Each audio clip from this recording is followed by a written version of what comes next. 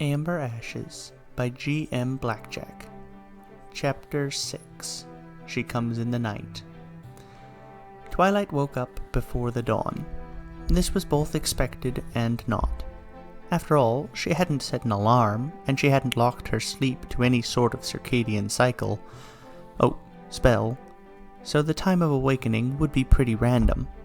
Still, middle of the night? She must not have felt comfortable, despite conjuring an actual mattress on top of the dry slab she had been expected to sleep on.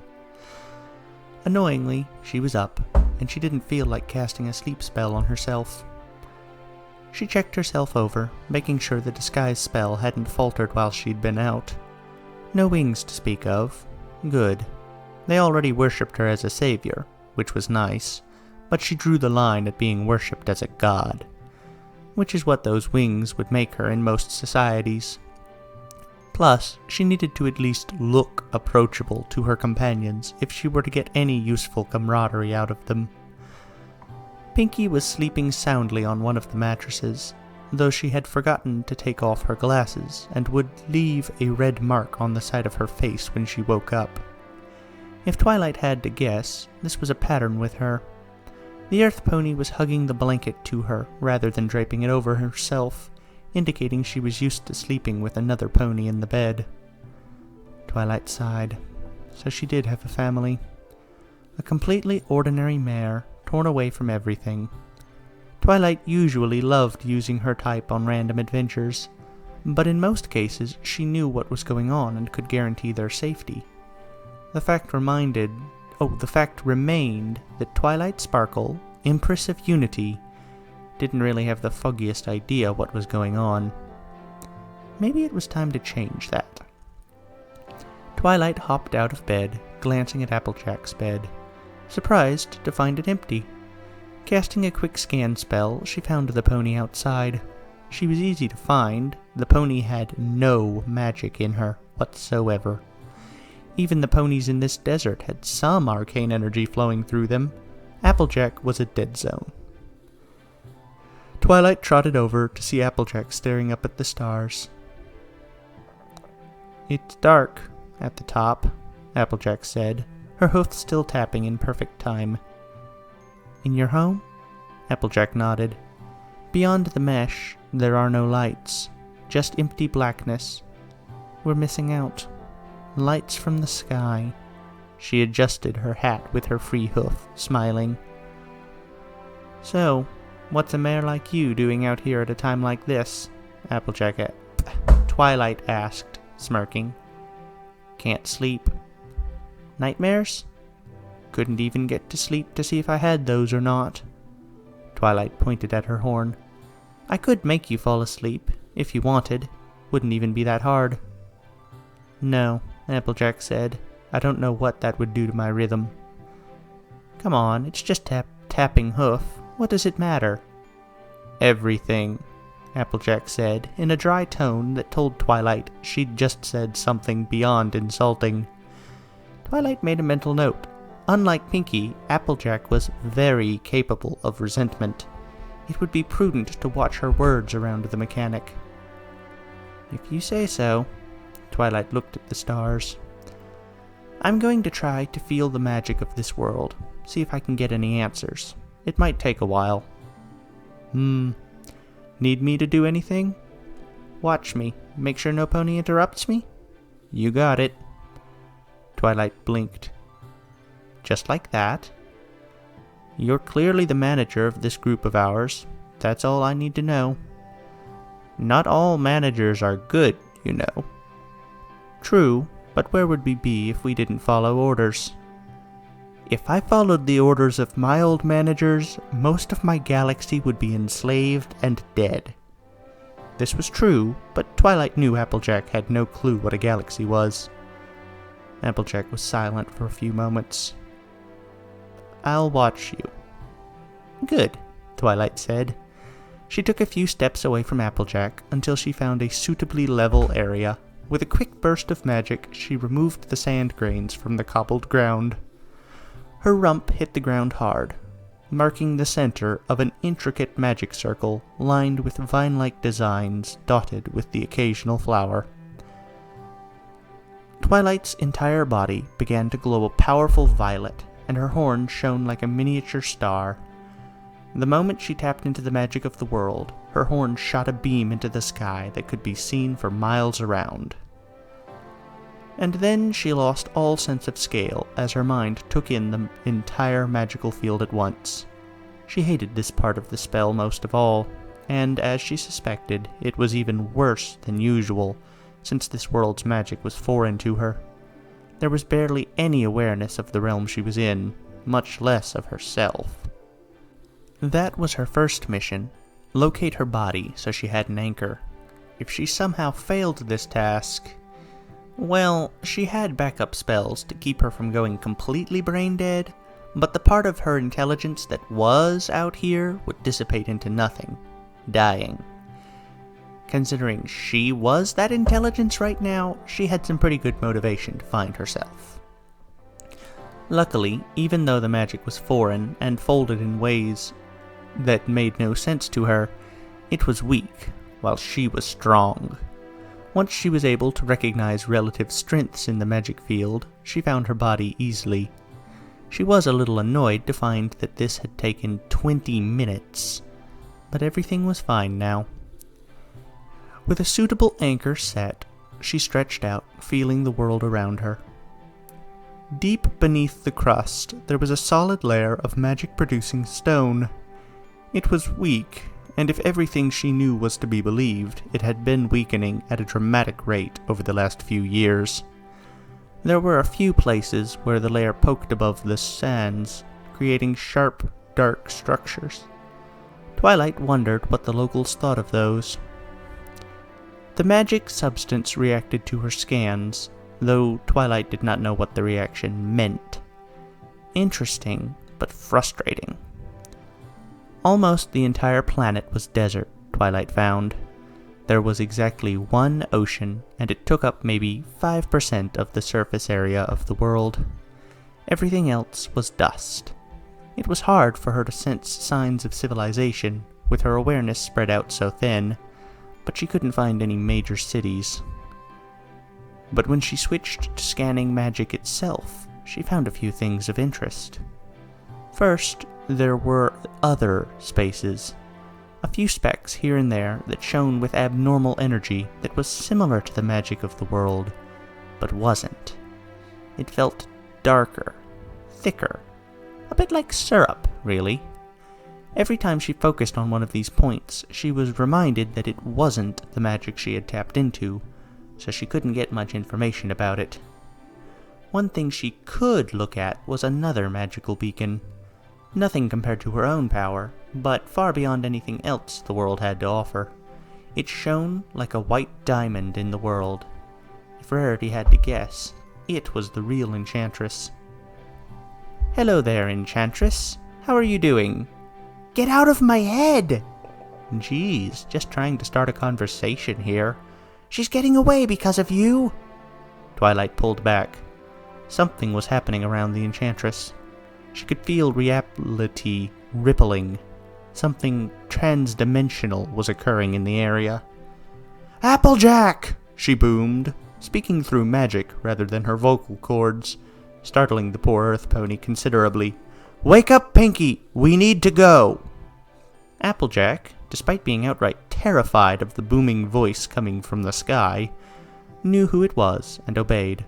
She ran into the house, yelling for Pinky. Twilight focused on herself, Pinky, and Applejack. She chose their destination. It was time for an extreme long-distance teleport. Rainbow was a heavy sleeper, and had slept through many moments of intense combat. Not that she would tell anyone this. Fluttershy was not a heavy sleeper, trained to always be on guard for possible monster attacks. This meant she would notice if the ground shook, not if a pony approached them. Only Rarity had the awareness and paranoia to wake up. She saw them, a dark shadow in the mouth of the cave, lit only by faint starlight. An intruder, specifically a thief who was pickpocketing Rainbow. Rarity saw the thief pull out the dimensional device, holding it high in a wing. Not today, Rarity thought, focusing her magic. She could teleport the device away easily, beat the tar out of the thief with her magic, and chide Rainbow for falling asleep when it was her turn to watch. That Pegasus was supposed to be an adventurer. "Hello there, Enchantress. How are you doing?" The voice of a being so much more than Rarity smashed into her mind at full force. It wasn't painful, but it was startling, enough to force her horn to flare up brightly, alerting the thief to her presence. "Get out of my head," Rarity shot back mentally. "Geez, just trying to start a conversation here." The thief had already started fumbling with the dimensional device as Rarity lit her horn again. If Rarity didn't get it back soon, the thief could figure out how to open a portal. The thief figured it out far too quickly. A portal opened up to the massive expanse of bronze gears. "She's getting away because of you!" "Everyone up!" Rarity shouted, trying to grab the dimensional device. But her magic faltered. At first, she blamed the voice in her head, but she quickly realized that shouldn't have any effect now that it was no longer talking. Fluttershy and Rainbow were up in an instant, ready to fight, or, in Fluttershy's case, hold a weapon. They did not have time to take on the thief. She was already on the other side of the portal. "I have one chance at this." Rarity focused her magic into her horn, touching the essences of Fluttershy, Rainbow, and herself. She pointed her horn directly to the other side of the portal. She didn't know how long she had before the gateway closed. She couldn't waste any time, for they could lose the dimensional device at any moment. She teleported them to the other side of the portal. The second half of the teleport went wrong. The three of them shot out of the spell, spinning end over end at high velocity. Rarity felt like a metal spike had been driven through her head, right behind her horn, the throbbing pain making her let out a scream. The last thing she saw before she blacked out was a purple pony standing on the other side of the portal, looking bewildered. She looked like a unicorn. Rarity didn't even have to have a tenth of her awareness to know that she was not a unicorn. She was something much, much more. Applejack decided she hated teleporting before Twilight even started the spell. Even then, her worst expectations had not come close to the disorienting nausea she felt as her body was, wasn't, and then was again. She reeled so hard she expected she was going to puke, only her body was apparently unable to do so. Was that because it hadn't fully formed yet, or because of some failsafe mechanism? Applejack didn't know. All she knew was that she could suddenly feel the clank, clank, clank of the mesh once again, the beat in perfect timing with her hoof and her heart. She had kept perfect time during her entire escapade. With a proud smile, she opened her eyes to see the beautiful bronze gears of her home, shifting with every clank like the blood vessels of a pony. It was beautiful. And it was taken away from her with a comically insulting pop. "Bring it back!" Applejack shouted, turning to Twilight. "You got us here, She paused. Twilight didn't look like she was all there. Her eyes were unfocused, and her jaw was sideways, giving off a semblance of confusion. Her horn was still shining like a beacon, lighting up a small area of the sky. Pinky waved a hoof in front of her eyes. "Earth to Twilight, what just happened?" Twilight's horn stopped shining. The unicorn fell backward, slumping to her side, breathing heavily. "I may have made a miscalculation." "May have?" Applejack shouted. Twilight shook her head, standing up. "I contacted the Enchantress at what appears to have been the worst possible time." "Well, duh. What were you expecting?" Pinky asked. "Her to be asleep?" Pinky blinked. "That's reasonable. But come on, since when does anything go as expected?" I don't have time to deal with your neurosis right now, Twilight muttered. Can you get me to the mesh or not? Applejack demanded. I can try. I had some awareness of the portal. Twilight closed her eyes and lit her horn again. I'm low on power, but I think I can do it. I just need to grab hold of the magic on the other side and... Applejack's heart fell. There's no magic in the mesh. I would know about it if there was. Twilight frowned. I've got 3, maybe 4 distinct signatures that were here and currently aren't. I'm going to try to follow the strongest through. You can do it, Twilight, Pinky cheered. You are the ultimate wizard. You have no idea how right you are. Twilight focused. Strongest isn't going anywhere, possibly because it's the Enchantress and she's locked to this world. So... Space rippled in front of Twilight, starting as a white point in reality that quickly expanded into a shimmering ring. The other side didn't go to the mesh. It went to a world of trees. Bright green trees. Applejack felt such a deep emotional conflict. It wasn't home, but it was beautiful. I'm sorry, Twilight said, with genuine sorrow. I don't really know how this works. I might be able to follow my own magic back to my world, but all the others are too weak.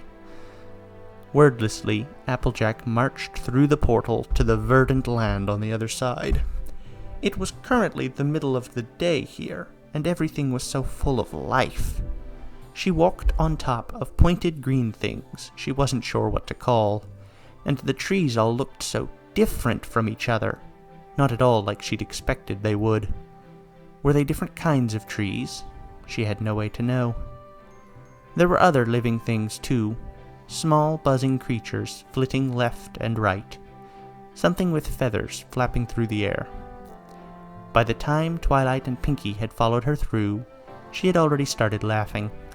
She pranced around the green to the beat of the mesh she could no longer feel. She no longer knew what to think, really. All she saw was green. And then she ran into the ankle of a tremendous scaled beast. Instinctually, she looked up into the thing's toothy maw. The eyes tore all joy from Applejack in an instant. They were an evil, piercing red, with wispy black flames coming off the edges. Those eyes wanted her dead. The monster opened its mouth and roared. Probably should have mentioned this last chapter, but it slipped my mind. I'm not even trying for whatever it's describing Applejack as sounding like. I don't think I can do that. So, yeah, not even gonna try. Main thing about this is to make sure that it's clear to understand. My first goal is clarity, and hopefully all the main characters sound at least a little different so you can tell when it changes who's speaking. Because that can be a bit of a problem when going from a written work to a verbal one. Those times when 2 or 3 quotations are in a row, and there's no who is speaking to help narrow down when it changes. Hopefully I've been doing a good job of that. Let me know if it starts to get confusing when who is speaking. Thank you for listening. Have a pleasant time. Goodbye, everyone.